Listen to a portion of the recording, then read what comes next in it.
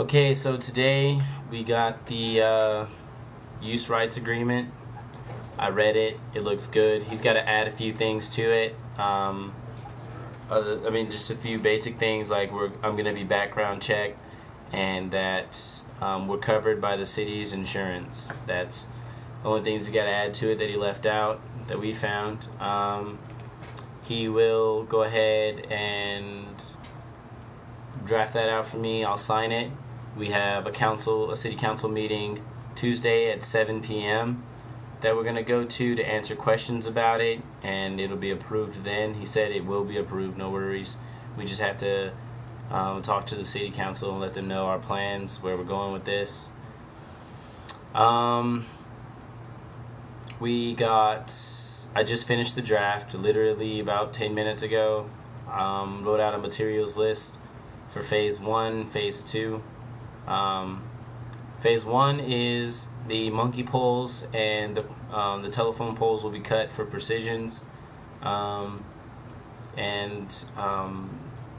Phase 2 is the lache structure. I wrote out all the measurements for that, sent everybody that needs to know and that is helping out. I sent them measurements.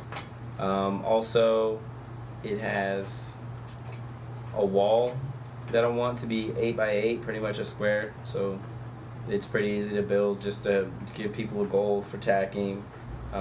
Use for, if I teach classes there, which I will be teaching classes there, to be used for teaching people how to tack, wall scales, whatnot. We'll have movable jump boxes is what we're calling them, because we don't even know the names for them, just these shapes.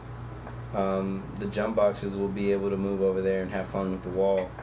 It's also really close to it's only 8 feet away from the lache structure, so we can go lache to cat. Lache to 1 foot if you got the skill. That's crazy.